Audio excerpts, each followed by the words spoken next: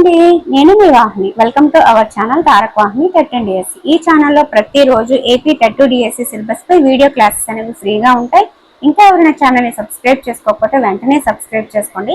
అలాగే వీక్ మొత్తం చెప్పిన క్లాసెస్ మీద అండ్ అలాగే మన సెకండ్ ఛానల్ వాహినిస్ డిఎస్సి వాళ్ళు చెప్పిన కరెంట్ అఫైర్ మీద కూడా మీకు ఎవ్రీ సండే 6 PM కి aim for DSC Telegram group లో వీక్లీ టెస్ట్ కూడా ఫ్రీగా ఉంటుంది.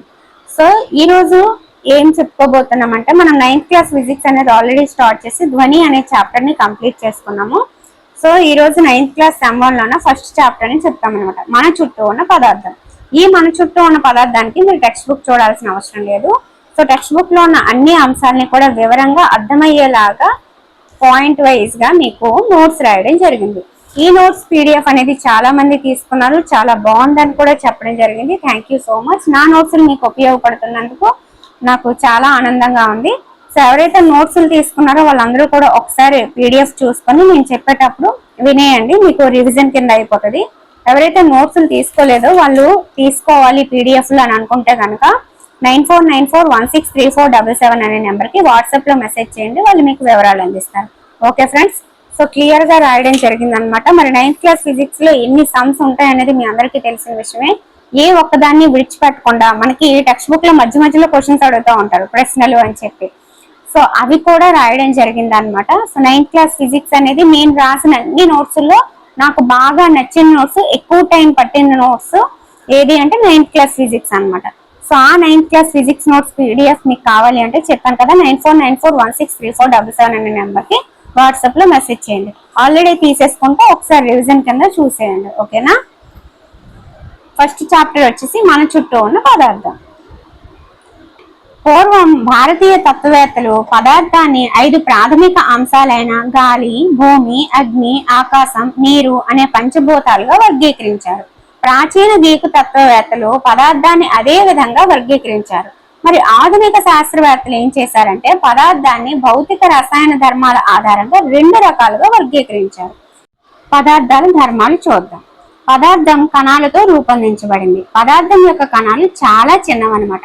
మరి ఈ పదార్థం యొక్క కణాలు చాలా చిన్నవి అనడానికి ఎటువంటి ప్రయోగం చేశారు అంటే పొటాషియం పర్మాంగనేట్ మరియు డెటాల్ ప్రయోగాలు అనమాట. ఒక్కసారి ఆ ప్రయోగాలు చూద్దాం. ఇక్కడ చూసారు కదా మీరు, ఈ 100 ml వాటర్స్ లో మనము ఏదైతే మనం అనుకున్నాం పొటాషియం పర్మాంగనేట్ అని అది వేసాం అనుకోండి. వేసిన తర్వాత మళ్ళీ 10 అలా వాటర్ ని మిక్స్ చేస్తూ ఉండాలన్నమాట. వాటర్ మిక్స్ చేస్తూ ఉన్నప్పుడు కలర్ అనేది ఇంకా ఇంకా ఇంకా ఎంత మిక్స్ చేస్తున్నా సరే లైట్ పింక్ గానే వస్తుంది తప్పితే ప్యూర్ వాటర్ గా మారట్లేదు అనమాట. సో దీని అర్థం ఏంటి? పదార్థం యొక్క కణాలు ఎంత చిన్నవిగా ఉన్నాయో మీరు అంచనా వేయచ్చు అనమాట. ఈ ప్రయోగంలో పొటాషియం పర్మాంగనేట్ యొక్క కొన్ని స్ఫటికాలు ఎక్కువ పరిమాణం గల నీటికి రంగును కలిగిస్తాయి. కాబట్టి పొటాషియం పర్మాంగనేట్ యొక్క ఒక స్ఫటికంలో మిలియన్ల కొద్ది చిన్న కణాలు ఉంటాయి అని మనం నిర్ధారించవచ్చు అన్నమాట. ఓకే, ఒక చిన్న స్ఫటికంలో మిలియన్ల కొద్ది కణాలు ఉంటాయి. ఇక్కడ చూసారు కదా, ఈ 100 ml వాటర్ లో ఒక చిన్న పొటాషియం పర్మాంగనేట్ స్ఫటికం వేసాము. దీంట్లోంచి 10 ml తీసుకొని మళ్ళీ 90 ml ప్యూర్ వాటర్ లో కలుపుతాం, అంతే ఉంది. మళ్ళీ దీంట్లోంచి 10 ml తీసుకొని మళ్ళీ వాటర్ లో కలుపుతాం, మళ్ళీ అలానే ఉంది. మళ్ళీ దీంట్లోంచి 10 ml తీసుకొని అలా కలుపుతూ వెళ్తుంటే ఇంకా ఎంత కలుపుతున్నా సరే లైట్ పింక్ గానీ ఇంకా వస్తుందే తప్పితే పూర్తిగా వాటర్ అనేది చేంజ్ అవ్వట్లేదు అనమాట. అది ప్రయోగం. ఓకే, దీన్ని బట్టి కన్క్లూజన్ ఏంటి అంటే పదార్థం యొక్క కణాలు చాలా చిన్నవి, అవి మన ఊహకు అందనంత చిన్నవి. ఓకే, పదార్థం కణాల మధ్య ఖాళీలని కలిగి ఉంటుంది. పదార్థం యొక్క కణాలు నిరంతరం కదులుతూ ఉంటాయి, అనగా అవి గతిశక్తిని కలిగి ఉంటాయి అన్నమాట. ఉష్ణోగ్రత పెరుగుదలతో కణాలు వేగంగా కదులుతాయి. కాబట్టి ఉష్ణోగ్రత పెరుగుదలతో కణాల గతిశక్తి కూడా పెరుగుతుంది. 2 వేరువేరు రకాల పదార్థాల కణాలు ఒకదానితో ఒకటి అంతర్గతంగా కలవడాన్ని వ్యాపనం అంటారు.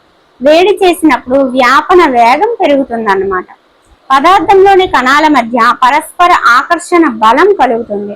ఒక పదార్థానికి వేరొక పదార్థానికి ఈ ఆకర్షణ బలం యొక్క పరిమాణం అనేది మారుతూ ఉంటుంది అన్నమాట. అది ఎలా మారుతుంది అనేది తెలుసుకుందాం. పదార్థం యొక్క ధర్మాలు చూసాం కదా, పదార్థం యొక్క స్థితులు చూద్దాం. పదార్థంలోని కణాల ధర్మాలలోని వైవిధ్యం వలన ఘన, ద్రవ, వాయు స్థితులు ఏర్పడతాయి అన్నమాట. ఘన స్థితి ఒక నిర్దిష్టమైన ఆకారం ఉంటుంది, స్థిరమైన ఘనపరిమాణం ఉంటుంది. మరి ద్రవ స్థితికి నిర్దిష్టమైన ఆకారం ఉండదు, పాత్రని బట్టి మారిపోతూ ఉంటుంది అనమాట. ఇప్పుడు మనం ఒక మిల్క్ ని కానీ వాటర్ కానీ తీసుకుని బాటిల్లో వేస్తే అదే షేప్ ఉంటది, అలాగే ఒక బౌల్లో వేస్తే బౌల్ షేప్ ఉంటది. అంటే ఒక నిర్దిష్టమైన ఆకారం ఉండదు. ఓకే, స్థిరమైన ఘనపరిమాణం ఉంటుందా అంటే ఉంటుంది. వాయు స్థితిలో ఉన్నప్పుడు పదార్థానికి ఆ ఆకారము ఉండదు, ఘనపరిమాణం కూడా ఉండదు అన్నమాట. ఓకే, ఇప్పుడు ఘన ద్రవ వాయువుల్లో ఏ విధంగా ఉంటాయి అనేది లక్షణాలు చూద్దాం. ఫస్ట్ ధర్మం వచ్చేసి ఆకారం చెప్పేశాను, దీనికి ఉంటుంది, దీనికి ఉండదు, దీనికి ఉండదు.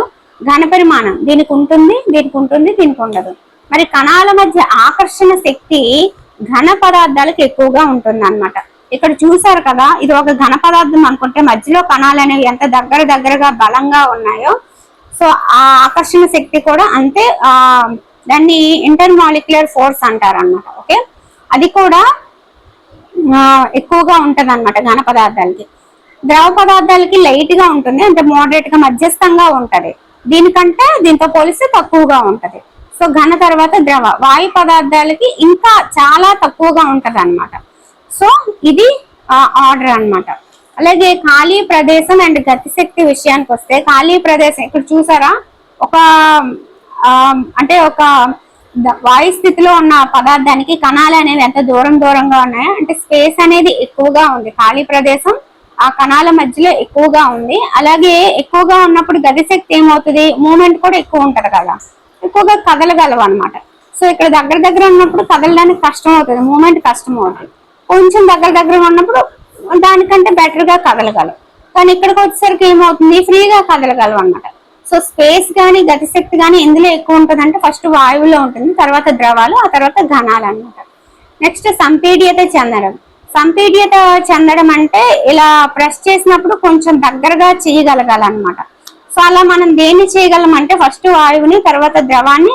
ఘన స్థితిలో ఉన్నదాన్ని మనం సంపీడనం చెందించలేమన్నమాట, చాలా తక్కువ అవకాశం ఉంటుంది. ఇప్పుడు ఒక ఇటుక బెడ్ని మనం సంపీడనం చెందించాలంటే చెందించలేం కదా, సో అదే విషయం అన్నమాట. నెక్స్ట్ వ్యాపన రేటు. సో విస్తరించే రేట్ అనేది వాయువుల్లోనే ఎక్కువగా ఉంటుంది, తర్వాత ద్రవాలు, ఆ తర్వాత ఘనాలు అన్నమాట. ఓకే, ఇది మనకి పదార్థం యొక్క స్థితులు, ఆ స్థితిలో ఒక్కొక్క స్థితిలో ఉన్న ధర్మాల గురించి తెలుసుకున్నాం. నెక్స్ట్ ఘన పదార్థాలకు ఎగ్జాంపుల్ గా చక్కెర, ఉప్పు, స్పాంజ్, రబ్బర్ బ్యాండ్ ఇలా తీసుకోవచ్చు.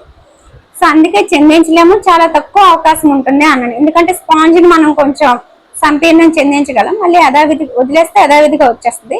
సో చాలా తక్కువ అవకాశం ఉంటుంది ఘన పదార్థాలు. ఓకే, మాక్సిమం చెందించలేము. వాయువులు ఇతర వాయువుల్లోకి చాలా వేగంగా వ్యాపించే ధర్మాన్ని కలిగి ఉంటాయి, నిజమే కదా, వ్యాపన రేట్ అనేది వాయువులు ఎక్కువగా ఉంటుంది. ఎల్పిజి, దీన్ని లిక్విఫైడ్ పెట్రోలియం గ్యాస్ అంటారు, అంటే ద్రవీకృత పెట్రోలియం అన్నమాట. దీన్ని మన ఇంట్లో వంట చేయడానికి ఉపయోగిస్తాం. అలాగే వైద్యశాలకు సరఫరా చేసే సిలిండర్ లో సంపీడ్యత చెందిన వాయువు ఏది అంటే ఆక్సిజన్. వాహనాల్లో ఇంధనంగా వాడుతున్నది సంపీడ్యత చెందించిన సహజ వాయువు సిఎన్జి, కంప్రెస్డ్ న్యాచురల్ గ్యాస్ అన్నమాట. ఓకే, మరి లిక్విఫైడ్ పెట్రోలియం గ్యాస్ లో ఏముంటుందంటే బ్యూటేన్ ఉంటుందండి. అలాగే సిఎన్జిలో కంప్రెస్డ్ న్యాచురల్ గ్యాస్ లో ఏముంటుందంటే మీథేన్ ఉంటుంది. ఓకే, ఇప్పుడు వాయు స్థితిలో కణాలు అధిక వేగంతో యాదృచ్ఛిక చలనం వలన ఒకదానికొకటి ఢీకొని పాత్ర గోడలను ఢీకొంటాయి. పాత్ర యొక్క గోడలపై ప్రమాణ వైశాల్యంపై వాయు కణాలచే ప్రయోగింపబడిన బలం వలన వాయు పీడనం ఏర్పడుతుంది అన్నమాట. Okay, clarity. నెక్స్ట్ కణాలు ఘన పదార్థాల విషయంలో ఒక క్రమ పద్ధతిలో అమరి ఉంటాయి. ద్రవాల విషయంలో కణాలు పొరలు ఒకదానిపై ఒకటి జారిపోతాయి లేదా దొర్లుతాయి. వాయువులలో కణాలకు ఎటువంటి క్రమము ఉండదన్నమాట, అవి స్వేచ్ఛగా తిరుగుతాయి. ఓకే, పదార్థం యొక్క స్థితిలో మార్పు. పదార్థం యొక్క స్థితిలో పరస్పరం మార్చుకోదగినవి. ఉష్ణోగ్రత లేదా పీడనాన్ని మార్చడం ద్వారా పదార్థం యొక్క స్థితిని మార్చవచ్చు అన్నమాట. ఓకే, ఇప్పుడు ఉష్ణోగ్రత మార్పు ప్రభావాన్ని చూద్దాం. ఘన పదార్థాల ఉష్ణోగ్రత పెంచినప్పుడు కణాల గతిశక్తి పెరుగుతుంది అనేది ఆల్రెడీ తెలుసుకున్నాం. గతిశక్తి పెరుగుదల కారణంగా ఏమవుతుంది, కణాలు ఎక్కువ వేగంతో కంపించడం ప్రారంభిస్తాయి. వాతావరణ పీడనం వద్ద ఏ కనీస ఉష్ణోగ్రత వద్ద ఘన పదార్థం అనేది ద్రవంగా మారుతుందో ఆ ఉష్ణోగ్రతని ద్రవీభవన స్థానం, మెల్టింగ్ పాయింట్ అంటారనమాట. ఓకే, ఏ ఉష్ణోగ్రత వద్ద ఘన పదార్థం ద్రవంగా మారుతుందో దాన్ని ఏమంటారు? ద్రవీభవన స్థానం అంటారు. ఘన పదార్థం యొక్క ద్రవీభవన స్థానం దాని కణాల మధ్య గల ఆకర్షణ బల పరిమాణానికి సూచన అన్నమాట. ఉష్ణోగ్రతకి SI ప్రమాణం వచ్చేసి కెల్విన్. ఇప్పుడు మంచు ద్రవీభవన స్థానం ఏంటి అంటే 273.15 కెల్విన్స్ అన్నమాట. ఇది 0 డిగ్రీ సెల్సియస్ కి సమానం అన్నమాట. ఓకే, 0 డిగ్రీ సెల్సియస్ అంటే 273 కెల్విన్ అని గుర్తుపెట్టుకోండి. ఇది ఏంటి, దేని వాల్యూ అంటే మంచు ద్రవీభవన స్థానం. ఒక పదార్థం ఘన స్థితి నుండి ద్రవ స్థితికి మారడాన్ని ద్రవీభవనం అంటారు. ఆ మారే అక్కడ ఉష్ణోగ్రతని ద్రవీభవన స్థానం అని అంటారు. ఇక్కడ మనం చూసారు కదా, ఆ ఉష్ణోగ్రతని ద్రవీభవన స్థానం అంటారు. అలా మారడాన్ని ద్రవీభవనం అంటారు, ఫ్యూజన్.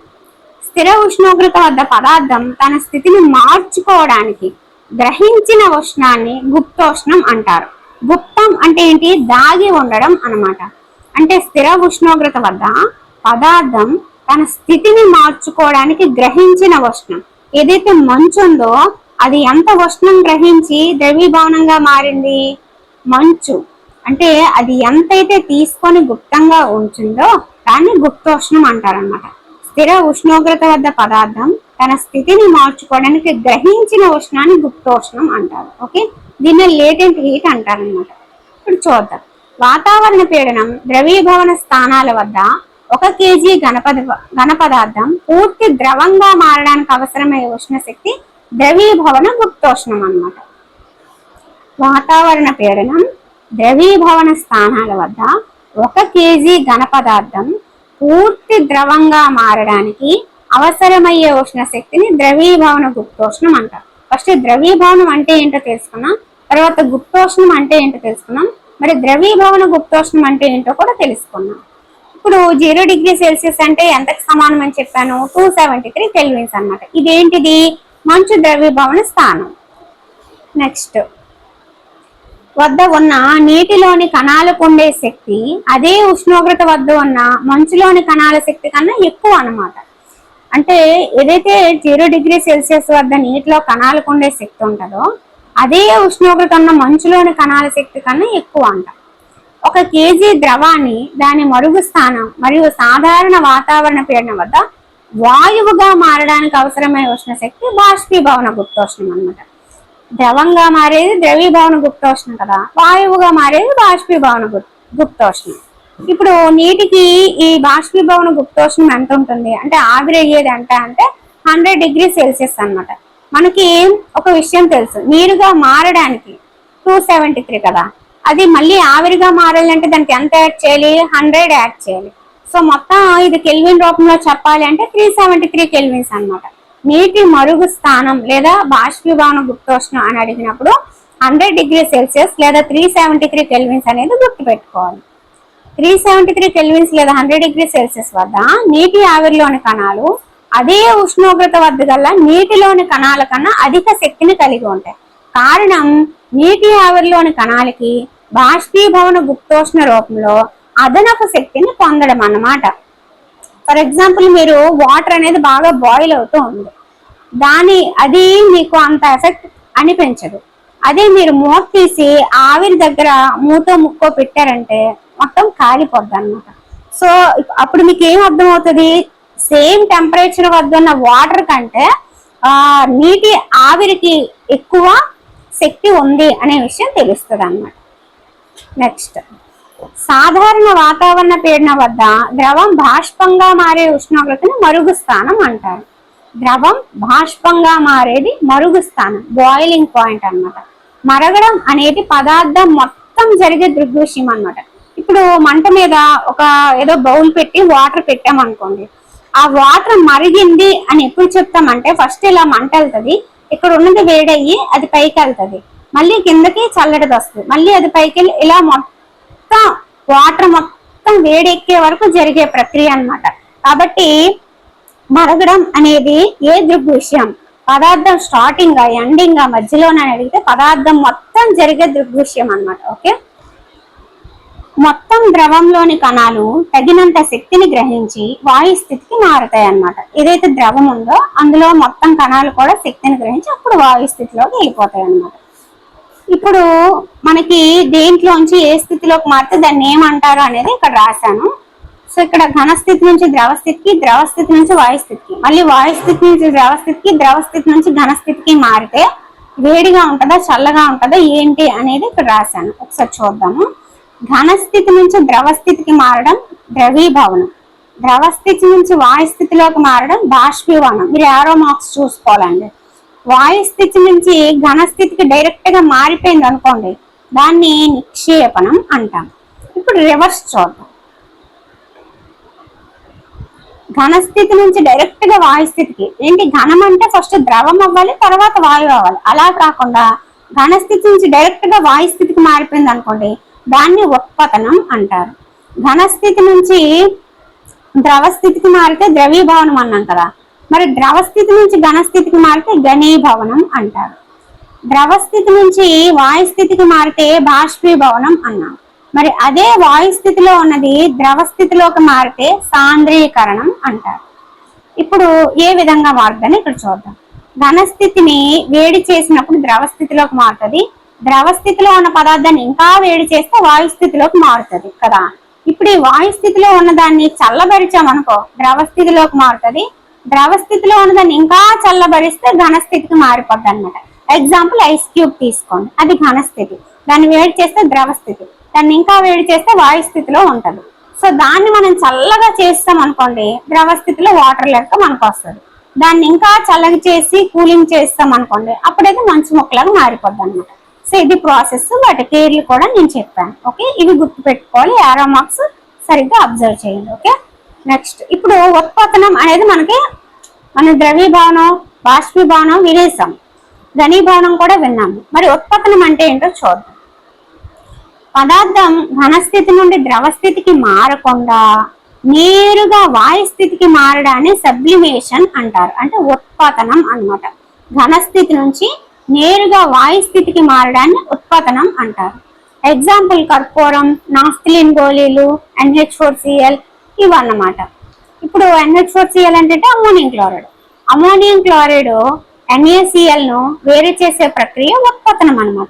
దీనిలో ఉత్పతనం చెందే పదార్థం ఏంటి అంటే NH4Cl. ఓకేనా, ఇది విషయం. ఇప్పుడు నిక్షేపణం అంటే ఏంటి చూద్దాం. నిక్షేపణం అంటే ఏంటి? వాయు స్థితి నుంచి డైరెక్ట్ గా ఘన స్థితికి రావడం. చూద్దాం. పదార్థం ద్రవ స్థితిలోకి మారకుండా నేరుగా వాయు స్థితి నుండి ఘన స్థితిలోకి మారడాన్ని నిక్షేపణం అంటారు, డీపోజిషన్ అన్నమాట. ఇప్పుడు 1 గ్రాము మంచు ద్రవీభవన గుప్తోష్ణం ఎంత అంటే 8 క్యాలరీస్. 1 గ్రాము నీరు బాష్పీభవన గుప్తోష్ణం ఎంత అంటే 540 క్యాలరీస్ అన్నమాట. గుప్తోష్ణాన్ని క్యాలరీ పర్ గ్రామ్ గా సూచిస్తాము. మీకు ఒక డౌట్ రావాలి, ఏంటి మంచు ద్రవీభవన స్థానము 0 డిగ్రీ సెల్సియస్ అన్నాను, 273 కెల్విన్స్ అన్నాను, మరి ఏంటి 80 అనే డౌట్ వస్తుంది. ఏం లేదు, జాగ్రత్తగా చూద్దాం అన్నట్టు. ఇక్కడ ఇది చూస్తే మీకు అర్థమైపోతుంది. ఇది మంచు కదా, మంచు అనేది నీరుగా మారాలి అంటే మనం ఏ ఉష్ణోగ్రత వద్ద అది ఇది అవుతుంది అంటే 0 డిగ్రీ సెల్సియస్ లేదా 32 డిగ్రీస్ ఫారెన్హీట్ లేదా 273 కెల్విన్స్ కదా. అదే నీటి ఆవిరిగా మారాలి అంటే 100 డిగ్రీ సెల్సియస్ లేదా 212 ఫారెన్హీట్ లేదా 373 కెల్విన్స్. ఇది ప్రాసెస్. ఇక్కడ వరకు బాగుంది. నెక్స్ట్ చూద్దాం. ఇప్పుడు మంచు అనేది హీట్ చేస్తాం కదా, హీట్ చేసినప్పుడు ఏమవుతుంది? స్థితి మారుతుంది. అంటే మంచు నీరుగా మారడానికి మధ్యలో ఏమవుతుంది? స్థితి మారుతుంది అన్నమాట. ఈ స్థితి మారినప్పుడు దాన్ని ద్రవీభవన గుప్తోష్ణం అంటారు. అంటే అది ఎంత తీసుకుంటుంది 1 గ్రాముకి అనేది అన్నమాట. సో అలా 1 గ్రాము మంచు ద్రవీభవన గుప్తోష్ణం ఎంత అంటే 8 క్యాలరీస్ అన్నమాట. ఇక్కడ గుప్తోష్ణం అంటే ఏం చెప్పాను? 1 కేజీ ఘన పదార్థం పూర్తి ద్రవంగా మారడానికి అవసరమయ్యే ఉష్ణ శక్తిని ద్రవీభవన గుప్తోష్ణం అంటారు. అంటే ఈ మంచు ఎంతైతే తన స్థితిని మార్చుకోవడానికి తీసుకుందో, ఉష్ణాన్ని గ్రహించిందో, అది ద్రవీభవన గుప్తోష్ణం అన్నమాట. ఆ గ్రహించిన ఆ గుప్తోష్ణం అనేది 1 గ్రాముకు ఎంత ఉంటది అంటే 8 క్యాలరీస్. అర్థమైంది కదా. మరి అలాగే నీరు 100 డిగ్రీల సెల్సియస్, ఇక్కడ 0 నుంచి 1 2 3 4 అలా వెళ్ళి 100 డిగ్రీ సెల్సియస్ దగ్గర మారుతుంది, ఉష్ణోగ్రత మారుతుంది. కానీ నీటి ఆవిరిగా మారాలి అంటే ఇంకొంచెం అవసరం అవుతుంది. ఆ నీరు ఏదైతే ఇంకాస్త అవసరమయ్యే ఉష్ణోగ్రతని గ్రహిస్తుందో దాన్ని బాష్పీభవన గుప్తోష్ణం అంటాం. అలా 1 గ్రాము నీరు బాష్పీభవన గుప్తోష్ణం ఎంత అంటే 540 క్యాలరీస్ అన్నమాట. ఓకేనా? ఇక్కడ మీరు ఒకటి గమనించాలి, వేడి చేస్తే స్థితి మారుతుంది, తర్వాత ఉష్ణోగ్రత మారుతుంది, తర్వాత స్థితి మారుతుంది అని చెప్పి. అంటే దీనికి రిలేషన్ ఏంటి అనేది ఇప్పుడు చూద్దాం. ఇక్కడైతే మీకు క్లారిటీగా అర్థమైంది కదా. 1 గ్రాము మంచు ద్రవీభవన గుప్తోష్ణం 80 క్యాలరీస్, 1 గ్రాము నీరు బాష్పీభవన గుప్తోష్ణం 540 క్యాలరీస్. గుప్తోష్ణం అంటే అది స్థితిని మార్చుకోవడానికి గ్రహించిన ఉష్ణం. సో అది 1 గ్రాముకి ఎంత దానికి అవసరం అవుతుంది అంటే 8 క్యాలరీస్ అవసరం అవుతుంది. ఓకే, ఇప్పుడు చెప్పాను అక్కడ మీరు అబ్జర్వ్ చేశారా, ఒక దగ్గర ఉష్ణోగ్రత మారింది, ఒక దగ్గర స్థితి మారిందని. అలా ఎందుకు మారింది అంటే ఉష్ణోగ్రత మారితే స్థితి మారదు, స్థితి మారిస్తే ఉష్ణోగ్రత మారదు, అందుకని అక్కడ అలా ఉందన్నమాట. అంటే ఒక పదార్థానికి ఉష్ణోగ్రత అందిస్తే ఉష్ణోగ్రత లేదా స్థితి గాని మారుతుంది, ఏదో ఒకటి మారుతుంది అని. ఇప్పుడు సెల్సియస్ లేదా సెంటిగ్రేడ్ కెల్విన్ కి మధ్య ఉన్న రిలేషన్ చూద్దాం. మనకి ఒకటి తెలుసు, 0 డిగ్రీ సెల్సియస్ అంటే 273 కెల్విన్స్ అని. సో దాని ఆధారంగా ఈ ఫార్ములాస్ వచ్చాయన్నమాట. కెల్విన్ స్కేల్లోని ఉష్ణోగ్రతని సెల్సియస్ లోకి మార్చడానికి ఇచ్చిన ఉష్ణోగ్రత నుండి 273ని తీసివేయాలి. కెల్విన్ ని సెల్సియస్ లోకి మార్చాలంటే 273 తీయాలి. అదే సెల్సియస్ ని కెల్విన్ లోకి మార్చాలంటే 273 కలపాలన్నమాట. ఇది గుర్తుంటేనే మనకి ఫర్దర్ గా ఇచ్చిన లెక్కలు అనేవి చేయగలం. ఇప్పుడు ఇక్కడ చూద్దాం. 0 డిగ్రీ సెల్సియస్ అంటే 273 కెల్విన్స్ కదా. ఇక్కడ కెల్విన్ ని సెల్సియస్ లోకి మార్చాలంటే -273 చేయాలి, సెల్సియస్ ని కెల్విన్ లోకి మార్చాలంటే +273 చేయాలి అనేది మాత్రం మీకు ఖచ్చితంగా గుర్తు ఉండాలి. ఇప్పుడు నాకు 27 డిగ్రీల సెల్సియస్ ఇచ్చారు, దాన్ని కెల్విన్ లోకి మార్చాలి. అప్పుడు నేను ఏం చేయాలి, సెల్సియస్ ఇచ్చి కెల్విన్ లోకి మార్చమన్నారు కాబట్టి దానికి 273 కలపాలన్నమాట. అలా లెక్కలు చేసుకోవాలి. ఓకే, నెక్స్ట్ పీడన మార్పు ప్రభావం అంటే ఏంటి ఇప్పుడు చూద్దాం. ఇక్కడ 0 డిగ్రీ సెల్సియస్ అంటే 273 కెల్విన్ కదా, మరి 0 డిగ్రీ కెల్విన్ అంటే -273. ఓకే, ఇప్పుడు పీడన మార్పు ప్రభావం అనేది చూద్దాం. పీడనాన్ని కలుగు చేయడం ద్వారా పదార్థం యొక్క కణాలని దగ్గరగా తీసుకురావచ్చు. పీడనాన్ని పెంచడం మరియు ఉష్ణోగ్రతని తగ్గించడం ద్వారా వాయువులని ద్రవ స్థితిలోకి మార్చవచ్చు. అంటే పీడనాన్ని మారిస్తే ఏ విధంగా ప్రభావాలు ఉంటాయి అనేది ఇక్కడ ఇచ్చాడు అన్నమాట. ఓకేనా? పీడనాన్ని కలుగు చేస్తే కణాలు దగ్గరగా తీసుకొచ్చేయచ్చు, పీడనాన్ని పెంచితే ఉష్ణోగ్రతని తగ్గించిన వాయువులు అనేవి ద్రవ స్థితిలోకి మారిపోతాయి. ఘన CO2 అధిక పీడనంలో నిల్వ చేయబడుతుంది. పీడనాన్ని 1 అట్మాస్ఫియర్ కి తగ్గిస్తే ఘన స్థితిలోని CO2 ద్రవ స్థితికి మారకుండానే నేరుగా వాయు స్థితిలోకి మారిపోద్ది అన్నమాట. అందువల్లనే ఘన CO2ని పొడి మంచు, డ్రై ఐస్ అంటారు. వాతావరణంలో గాలి యొక్క పీడనాన్ని వాతావరణ పీడనం అంటారు. పీడనం యొక్క ప్రమాణం ఏంటి అంటే 1 పాస్కల్. PA. అట్మాస్ఫియర్ అనేది వాయువు కలుగు చేసిన పీడనాన్ని కొలవడానికి ఉపయోగించే ఒక ప్రమాణం. 1 అట్మాస్ఫియర్ అంటే 1.01 × 10⁵ పాస్కల్.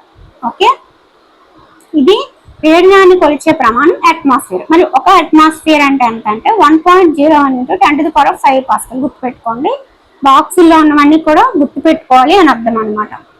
సముద్ర మట్టం వద్ద వాతావరణ పీడనం 1 అట్మాస్ఫియర్. దీనిని సాధారణ వాతావరణ పీడనంగా తీసుకుంటారన్నమాట. ఇప్పుడు SI పద్ధతిలో ద్రవ్యరాశి ప్రమాణం ఏంటి అంటే kg. SI పద్ధతిలో ఘన పరిమాణ ప్రమాణం ఏంటి అంటే మీటర్³ అన్నమాట. దీన్ని ఘనపు మీటర్ అంటారు. ఘన పరిమాణాన్ని కొలిచే సాధారణ ప్రమాణం ఏంటి అంటే లీటర్. ఇక్కడ ఎవరైతే PDF తీసుకున్నారో చిన్న మిస్టేక్ అండి, కొంచెం సరి చేసుకోవాలి. ఎందుకంటే ఇక్కడ మీరు చూడొచ్చు 1000 milliliter = 1 cm³ అని డైరెక్ట్ గా పడింది. నేను కూడా ఓవర్లుక్ కూడా రాశాను. ఇప్పుడు మీరు క్లాస్ చెప్తున్నప్పుడు ఒకసారి చూస్తే నాకు అర్థమైంది అనమాట, ఏంటిది ఇది కాదు కదా అని చెప్పి. మళ్ళీ ఇంగ్లీష్ ని మనం ప్రామాణికంగా తీసుకోవాలని మీకు ఆల్రెడీ చెప్పాను కదా. సో ఇంగ్లీష్ చూసాను, చూసేటప్పుడు ఇక్కడ కామా ఇచ్చి 1 ml = 1 cm³ అని ఉంది. నేను ఇక్కడ అర్థం కాకి ఇలా వేసుకున్నాను అన్నమాట. ఇలా వేసుకున్నప్పటికి కూడా నాకు ఎక్కడో డౌట్ కొట్టింది, అందుకే మళ్ళీ బాక్స్ లో ఉంచేసి ఇది ఇలా పెట్టేశాను అనమాట. ఇప్పుడు క్లారిటీ వచ్చింది ఎక్కడ మిస్టేక్ అంటే వాడు టెక్స్ట్ బుక్ లో ఇవ్వడం మిస్టేక్ ఇచ్చాడు అనేది. సో ఇప్పుడు ఏంటంటే మీరు ఏం సరి చేసుకుంటారంటే ఏం లేదు, 1000 ml పక్కన కామా పెట్టి 1 ml = 1 సెంటీమీటర్ క్యూబ్ అని పెట్టుకుంటారు అంతే. ఓకేనా,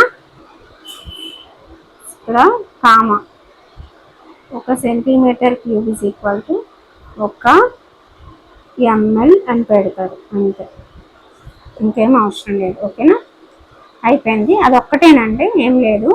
సో 1 లీటర్ అంటే 1 డెసిమీటర్ క్యూబ్. 1 లీటర్ అంటే మనకి తెలుసు ఏంటి, 1000 ml అని తెలుసు. అలాగే 1 ml అంటే 1 సెంటీమీటర్ క్యూబ్ అని కూడా తెలుసు. సెంటీమీటర్ క్యూబ్ అంటే ఏంటి అనేది ఇప్పుడు చూద్దాం. ఇది ఒక క్యూబ్ అండి. ఘనపరిమాణం అంటే L/B/H అనేది మనకు తెలుసు కదా.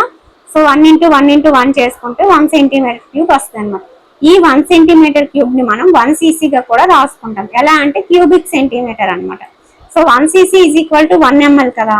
అలాగే 100 cc అంటే 100 ml, 1000 cc అంటే 1000 ml.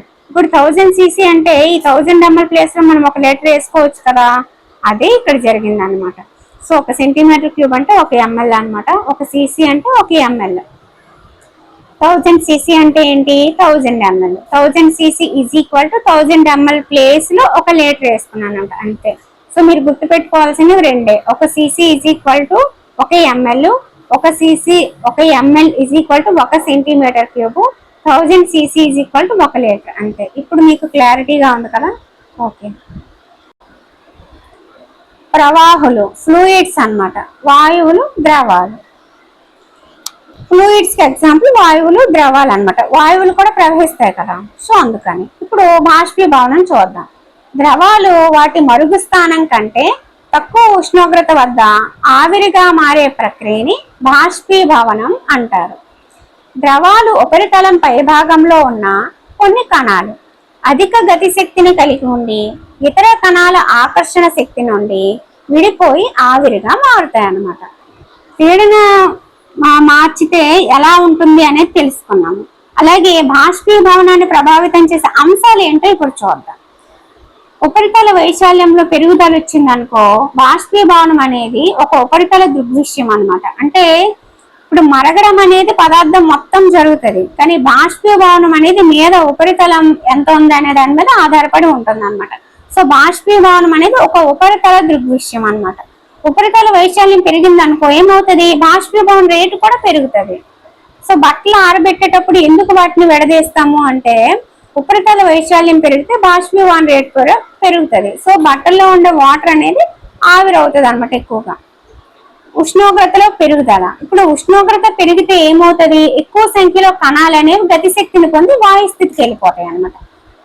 నెక్స్ట్, ఆర్ద్రతలో తగ్గుదల. గాలిలో గల నీటి ఆవిరి పరిమాణాన్ని ఆర్ద్రత అంటారు. మన చుట్టూ ఉన్న గాలి నిర్దిష్ట ఉష్ణోగ్రత వద్ద నిర్దిష్ట పరిమాణం కన్నా ఎక్కువ నీటి ఆవిరిని నిలిపి ఉంచలేదు అనమాట.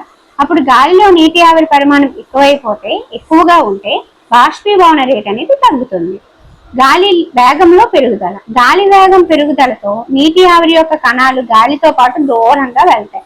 అప్పుడు పరిసరాల్లో నీటి ఆవిరి పరిమాణం తగ్గుతుంది అన్నమాట. బాష్పీభవనం శీతలీకరణకు కారణమవుతుంది. ఇప్పుడు బాష్పీభవన రేట్ అనేది వాతావరణంలో స్పర్శ గల ద్రవ ఉపరితల వైశాల్యం, ఉష్ణోగ్రత, గాలిలో తేమ మరియు గాలి వేగంపై ఆధారపడుతుంది అనే విషయం మనకి 4 అంశాల్లో స్పష్టమైంది. ఓకేనా. నెక్స్ట్, 293 కెల్విన్స్ ని సెల్సియస్ లోకి మార్చాలంటే ఏం చేయాలి, కెల్విన్ ని సెల్సియస్ లోకి మార్చాలంటే ఏం చెప్పాను, 273 తీసేయాలి.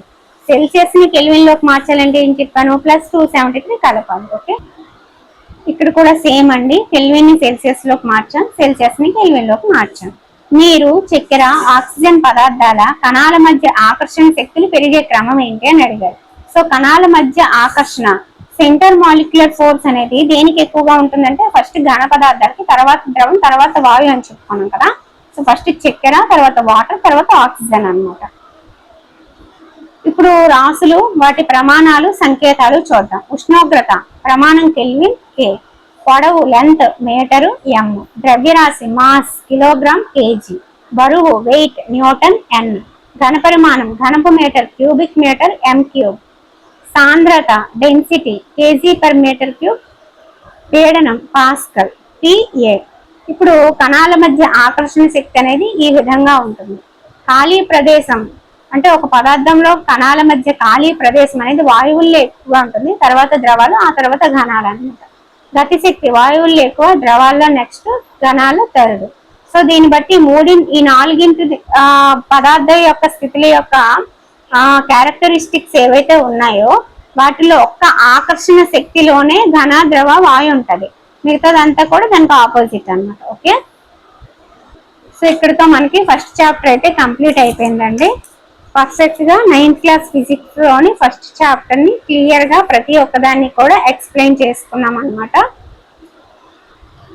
ఇంకా ఎవరైనా ఛానల్ ని సబ్స్క్రైబ్ చేసుకోకపోతే వెంటనే సబ్స్క్రైబ్ చేసుకోండి. అలాగే మన పాత క్లాసెస్ అన్ని కూడా చూడండి. 6th class to 10th class వరకు సైన్స్ ప్లేలిస్ట్ అనేది ఉంటుంది, అందులో అన్ని ర్యాపిడ్ రివిజన్స్ కూడా చేసాం అనమాట. Already 8th class physics, sem 1, sem 2, 8th class biology, 9th class biology, 6th class science, 7th class science, sem 1, maths 3rd class నుంచి 8th class వరకు ప్రతి ఒక్కటి కూడా పర్ఫెక్ట్ గా కంప్లీట్ చేసుకుంటూ వస్తున్నాం. అలాగే method, psychology, PIE, current affairs, GK ప్రతి దాన్ని అంటే DSC సిలబస్ లో, టెట్ సిలబస్ లో ఉన్న ప్రతి అంశాన్ని కూడా ఫ్రీగా మీకు క్లాసెస్ ఇవ్వడం జరుగుతుంది. ఇంకా ఎవరికైనా 9th class physics notes PDF కావాలి అంటే 9494163477 అనే నెంబర్కి వాట్సాప్ లో మెసేజ్ చేయండి. PDF తీసుకోండి, అది ఒకసారి దాంతో పాటు మన క్లాస్ వినేసారంటే పర్ఫెక్ట్ గా రివిజన్ అయిపోతుంది అనమాట. ఎక్కడ ఏ డౌట్ కూడా ఉండదు. నేను మీకు విషయాలన్నీ వివరంగా అందించానని అనుకుంటున్నాను. ఓకే ఫ్రెండ్స్, ఒక్కసారికి రాదండి, ఎందుకంటే ఇది 9th క్లాస్ కాబట్టి 1-2 సార్లు వినండి, వచ్చేస్తుంది. ఓకేనా, ఫస్ట్ టైం చూస్తున్నట్లయితే మాత్రం కొంచెం కన్ఫ్యూజన్ గానే ఉంటది, ఎందుకంటే 9th క్లాస్ ఫిజిక్స్ ఇదేముంది, ఇది జస్ట్ మ్యాటరే ఉంది.